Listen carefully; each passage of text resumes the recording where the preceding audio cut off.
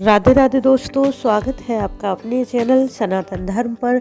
दोस्तों, जैसा कि आप जानते हैं कि अघन अर्थात मार्गशीर्ष मास में भक्तजन मां अन्नपूर्णा को प्रसन्न करने के लिए 17 दिवसीय व्रत धारण करते हैं। अर्थात यह व्रत मार्गशीर्ष मास के कृष्ण पक्ष की पंचमी तिथि से मार्गशीर्ष मास के शुक्ल पक्ष की षष्ठी तिथि तक किया जाता है। जो भक्तजन इतने दिनों का व्रत व पूजन नहीं कर पाते हैं तो वे केवल अन्नपूर्णा जयंती के दिन अर्थात मार्गशीर्ष मास की पूर्णिमा को मां अन्नपूर्णा का विधि विधान से पूजन व व्रत कर सकते हैं। मां भगवती अन्नपूर्णा के पूजन व्रत अर्चन से भक्तों की सभी कामनाएं पूर्ण होती हैं। अन्न धन वस्त्र विद्या आरोग्यता व उत्तम संतान की प्राप्ति मां अन्नपूर्णा के आशीर्वाद से सहज ही मिल जाती है।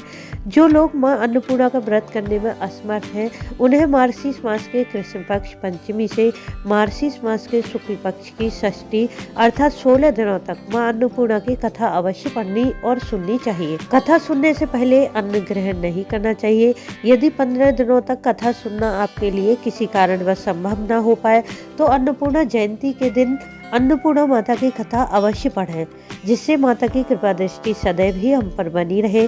इसलिए इस कथा को पूरा अवश्य सुनें। कथा सुनने के लिए इस वीडियो को लाइक करें, शेयर करें फैमिली फ्रेंड्स के साथ। इसी तरह की वीडियो प्राप्त करने के लिए चैनल को सब्सक्राइब करना न भूलें। बेल बटन को भी प्रेस कर दें, जिससे कि आने वाली वीडियो का नोटिफिकेशन सबसे पहले आपको मिल जाए। तो दोस्तों, जानते हैं अन्नपूर्णा माता की कथा के बारे में। बहुत समय पहले काशी में धनंजय नाम का एक ब्राह्मण रहता था। उसकी पत्नी का नाम सुलक्षणा था। वह बहुत निर्धन थे। एक बार ब्राह्मण की पत्नी ने कहा कि स्वामी, हम बहुत निर्धन हैं, इसलिए निर्धनता दूर करने के लिए आपको कुछ परिश्रम अवश्य करना चाहिए, जिससे कि धन का अभाव दूर हो जाए। पत्नी की बात सुनकर धनंजय भगवान विश्वनाथ के मंदिर में जाकर बैठ गया और कहने लगा कि मुझे पूजा पाठ कुछ भी नहीं आता, बस केवल आप पर विश्वास है। यह कहकर वह मंदिर में 2-3 दिन तक भूखा प्यासा बैठा रहा। यह देखकर भगवान शंकर ने 3 बार उसके कानों में अन्नपूर्णा शब्द कहा। उसने ब्राह्मणों से पूछा कि अन्नपूर्णा शब्द का क्या मतलब है। तब ब्राह्मण ने कहा, तूने अन्न को छोड़ दिया है, इसलिए तुझे अन्न की ही बात सूझती है।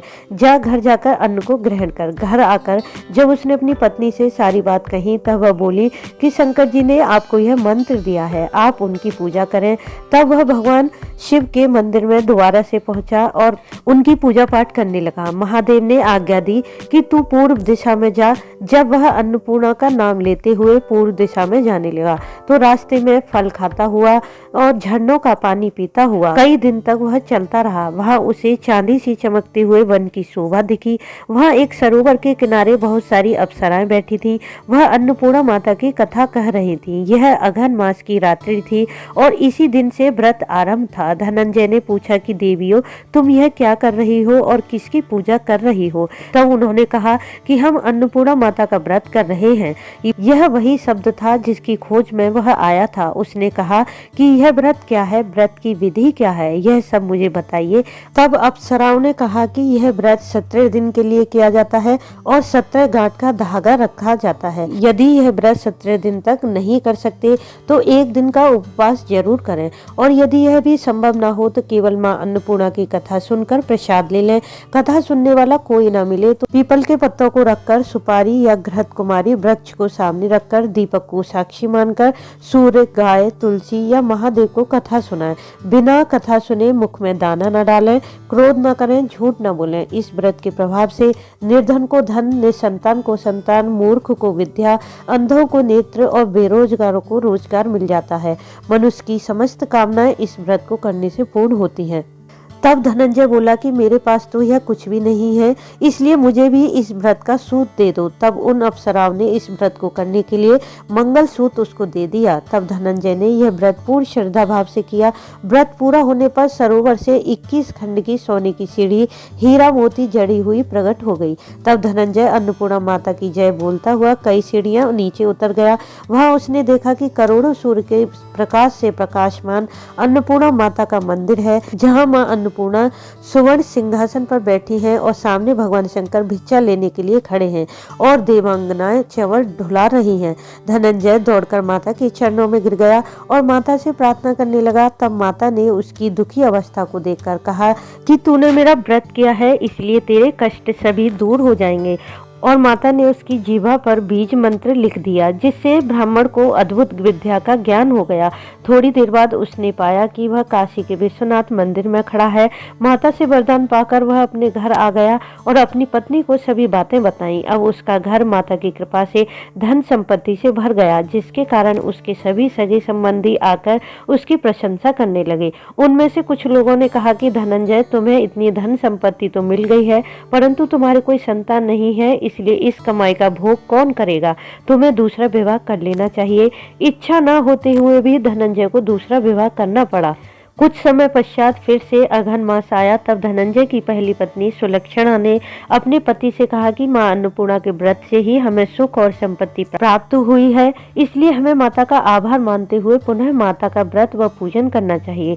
सुलक्षणा की बात मानकर धनंजय उसके पास आकर व्रत करने लगा। उसकी दूसरी पत्नी को यह सब पता नहीं था। वह कई दिनों तक धनंजय के आने की राह देखती रही। व्रत पूर्ण होने में 3 दिन ही बाकी थे। तभी उसकी नई पत्नी को यह बात पता चल गई। उसके मन में ईर्ष्या होने लगी और वह सुलक्षणा के घर पहुंचकर क्रोधित होने लगी और धनंजय को अपने साथ ले आई। नए घर में आकर धनंजय थोड़ी देर के लिए विश्राम करते हुए सो गया। तभी उसकी पत्नी ने उसके व्रत का सूत गले से निकालकर जलती हुई अग्नि में फेंक दिया। यह देखकर अन्नपूर्णा माता को अत्यंत क्रोध आया। उनकी क्रोध की अग्नि से धनंजय के पूरे घर में आग लग गई। यह देखकर उसकी पत्नी सुलक्षणा उसकी जान बचाकर अपने घर ले आई और नई बहू रूठकर अपने पिता के घर चली गई। तब सुलक्षणा ने अपने पति से कहा कि स्वामी, पुत्र तो कुपुत्र हो सकता है, परंतु माता को माता नहीं हो सकती, इसलिए माता की आराधना हमें फिर से भक्तिभाव और पूरी निष्ठा से करनी चाहिए। तब धनंजय फिर से माता का पूजन अर्चन करने लगा। तभी फिर से सरोवर से सीढ़ी प्रकट हुई और माता का नाम लेते हुए वह पुनः माता के चरणों में जा पहुंचा। माता प्रसन्न होकर बोली कि जा, मेरी स्वर्ण की मूर्ति ले जा। तेरी पत्नी सुलक्षणा ने मेरा व्रत श्रद्धा भाव से किया है, इसलिए उसे पुत्र की प्राप्ति होगी। थोड़ी देर बाद जब उसने आंखें खोली तो अपने आप को काशी के मंदिर में पाया। कुछ समय व्यतीत होने पर पुत्र की उसको प्राप्ति हुई। यह देखकर गांव के लोगों को आश्चर्य हुआ। उसी गांव के निसंतान सेठ के यहाँ संतान हुई। तब उसने माता अन्नपूर्णा का मंदिर बनवा दिया और धनंजय को मंदिर में आचार्य का पद दे दिया।